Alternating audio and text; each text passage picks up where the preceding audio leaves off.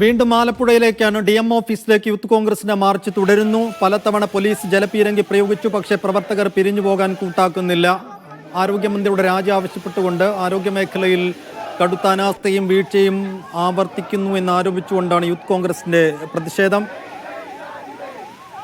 സംസ്ഥാനത്തുടനീളം കോൺഗ്രസിന്റെ പോഷക സംഘടനകളും പ്രത്യേകിച്ച് യൂത്ത് കോൺഗ്രസും കഴിഞ്ഞ കുറേ ദിവസങ്ങളായി പ്രതിഷേധ പരിപാടികൾ, പ്രക്ഷോഭ പരിപാടികൾ നടത്തി വരുന്നുണ്ട്. ഇതിന്റെ തുടർച്ചയായിട്ടാണ് ഇപ്പോൾ ആലപ്പുഴയിൽ DM ഓഫീസിലേക്ക് മാർച്ച് നടക്കുന്നത്. വലിയ പോലീസ് സന്നാഹം അവിടെ നിലയുറപ്പിച്ചിട്ടുണ്ട്. DM ഓഫീസിന് മുന്നിൽ ബാരിക്കേഡ് തീർത്തിട്ടുണ്ട്. പക്ഷേ പ്രവർത്തകർ ഇപ്പോഴും പിരിഞ്ഞു പോകുന്നില്ല. അതിന്റെ ദൃശ്യങ്ങളിലേക്ക് ഒരുക്കും.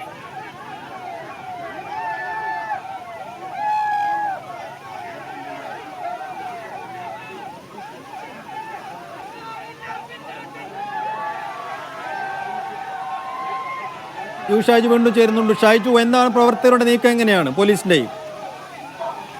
സൈഫുദ്ദീൻ, ആ ജലപീരങ്കി പ്രയോഗത്തിന് ശേഷം, അതായത് 3 തവണയോളം ജലപീരങ്കി പ്രയോഗിച്ചിരുന്നു. അതിനുശേഷം ജലപീരങ്കി പ്രയോഗിച്ചില്ല. പക്ഷെ പ്രവർത്തകർ തിരിഞ്ഞു പോയിട്ടില്ല. ഇപ്പോഴും ഈ ബാരിക്കേഡിന് മുന്നിൽ നിന്ന് പ്രവർത്തകർ കൂട്ടമായി മുദ്രാവാക്യം വിളിക്കുകയാണ്. ഈ ദേശീയപാതയ്ക്ക് തൊട്ടടുത്താണ് ഈ ജനറൽ ആശുപത്രിയുടെ ക്യാമ്പസിനകത്താണ് DM ഓഫീസ് ഉള്ളത്. അതുകൊണ്ട് തന്നെ വീണ്ടും ജലപീരങ്കി പ്രയോഗിക്കുന്നുണ്ട്. വീണ്ടും യൂത്ത് കോൺഗ്രസ് പ്രവർത്തകർക്ക് നേരെ ജലപീരങ്കി പ്രയോഗിക്കുകയാണ്.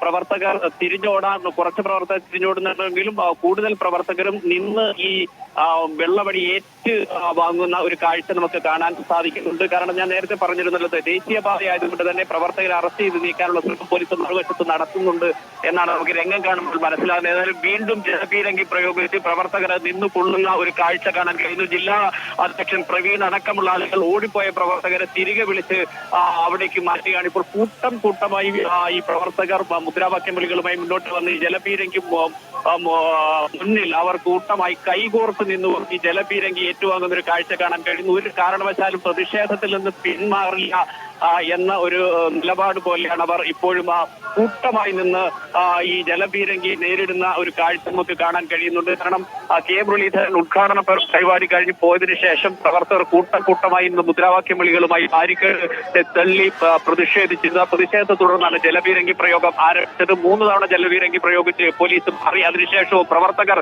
മാറാൻ കൂട്ടാക്കിയില്ല. ഇപ്പോൾ 4ാമത്തെ തവണയും ജലപീരങ്കി പ്രയോഗിച്ച് ഇപ്പോൾ ബാരിക്കേഡ് തള്ളിയിടാനുള്ള ഒരു ശ്രമം പ്രവർത്തകരുടെ ഭാഗത്തുനിന്നുണ്ട്. ബാരിക്കേഡ് കൂട്ടമായി പിടിച്ചു വലിച്ച് താഴേക്ക് മാറ്റുന്ന ഒരു കാഴ്ച കാണാൻ കഴിയുന്നുണ്ട്.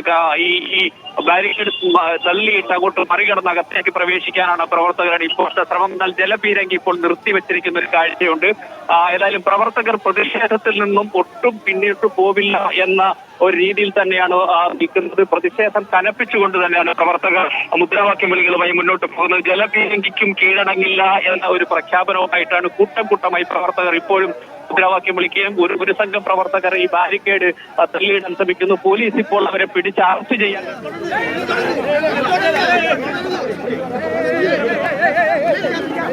ആലപ്പുഴയിൽ വലിയ സംഘർഷം രൂപപ്പെടുന്നു. പിരിഞ്ഞു പോകാൻ കൂട്ടാക്കാത്ത പ്രവർത്തകരെ അറസ്റ്റ് ചെയ്ത് നീക്കാനുള്ള പോലീസ് ശ്രമം. പക്ഷേ പ്രവർത്തകർ ചെറുത്തു നിൽക്കുന്നു.